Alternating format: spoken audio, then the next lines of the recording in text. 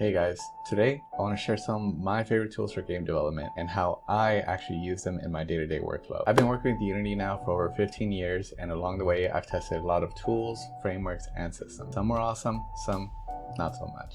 So in this video, I want to highlight the tools that have really stuck with me, the ones that genuinely make my work faster, more organized, or just plain smoother. Just so you know, these videos are not sponsored, so these are completely unbiased opinions on how this software is used. Now, here's how we're going to break it down. I'll walk you through my preferred tools and then call out any drawbacks or gotchas that you should know about before jumping in. First up to bat is communication. Whether you're part of a team or building solo projects, communication does matter more than you think. Even when I'm working on solo projects, I stay connected with other developers, usually through Discord, forums, or Unity discussions. A lot of Unity Asset Store publishers also host their own Discord servers, which is super helpful for support, feedback, and real-time Q&A. And yeah, forums are still useful too. Tools like Behavior Designer and A-Star Pathfinding have strong communities and the creators are often active. If you reach out to them and they were helpful, be sure to take a second to leave a good review. It really does make a difference. Now, some of the gotchas. Honestly, not many.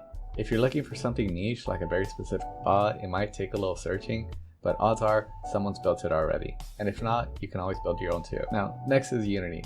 Unity's been my go-to engine for over 15 years now. It supports everything from 2D, 3D, mobile, console, VR, AR, and it's got a thriving community and endless flexibility. The asset ecosystem is enormous. The customization options gives creators limitless potential. Some of the gotchas that it hasn't always been super amazing. Some tools that developers were genuinely excited about, like the behavior graphs, were abandoned on release with the entire team being let go. It definitely caused some uncertainty in the community. But here's the thing, Unity is still a powerful creator-friendly engine. It's loved by studios, indie developers worldwide, and I would still recommend it to anyone looking to build their own games. Now, my favorite project management tool these days is Notion. As a sole developer, it helps keep me organized from Kanban boards and task lists for daily dev journals and quick documentation. It's especially great if you can stay consistent with it. Discipline is key, but it really does pay off. Some of the gotchas are, if your team starts to grow and you're on a budget, Notion does require a paid plan to unlock all collaboration features. At that point, I'd recommend switching to something like Jira and Confluent, which we actually use on our project Vanguard to Bradio. Check us out at bradio.com. Next is Photoshop. I use Photoshop all the time for concepts, tweaks, UI color passes, overlays, small asset edit, whatever comes up. I'm on the Adobe Photographer plan and I've used Photoshop for a long time now, so it's second nature to me. But if you're starting out and looking for something free, GIMP and Krita are excellent alternatives. Now for gotchas, there's a bit of a learning curve, especially if you're trying to get that unique one-off creative idea that's difficult to describe. Google and ChatGPT have helped me troubleshoot anything that I've needed. Now next is ChatGPT and Google. When I get stuck, it's either ChatGPT, Google, or developer forums. ChatGPT is amazing for quick explanations, refactoring, or breaking down complex ideas. And it's great if you're vibe coding and then jumping into edits afterwards. The speed and flow it gives is amazing, but if ChatGPT ever misses the mark, Google is my go-to, then Stack Overflow, and then Unity forums. Someone has bound to have hit this problem before. Sometimes ChatGPT will double down on a wrong answer, just rephrase 5 different ways. And Google might take a bit more digging into, but it usually leads to something solid or takes me down the right path. Next is Blender. Blender is incredible. It's a free open source tool that lets you model, animate, rig, render, basically everything. And this isn't just a hobbyist tool. Blender's been used in high profile projects including the Oscar-winning short film Flow, which was created entirely in Blender. That just shows how powerful it really is. Now, some of the gotchas are that the learning curve is definitely there.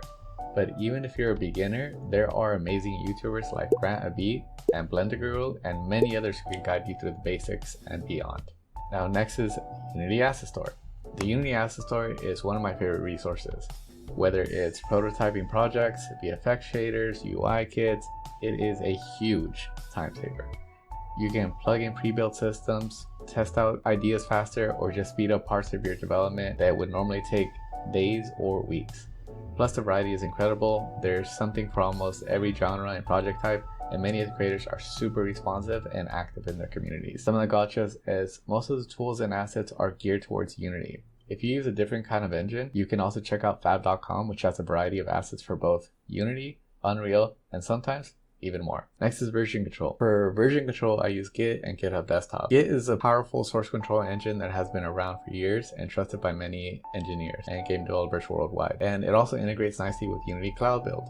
If you want to start producing weekly or monthly builds for your testers to play with, Git's got you covered. That's a quick breakdown of the tools that I rely on for Unity game development, how they help me stay productive, organized, and creative. Here's the thing, we haven't even touched on marketing yet. When it comes time to edit gameplay, footage, or devlogs, I use CapCut. It's beginner friendly, super intuitive, and honestly, I totally recommend it to anyone just getting into it. If you found this super helpful, go ahead and like the video, subscribe, and let me know in the comments what tools you can't live without. Thanks for watching, and happy building.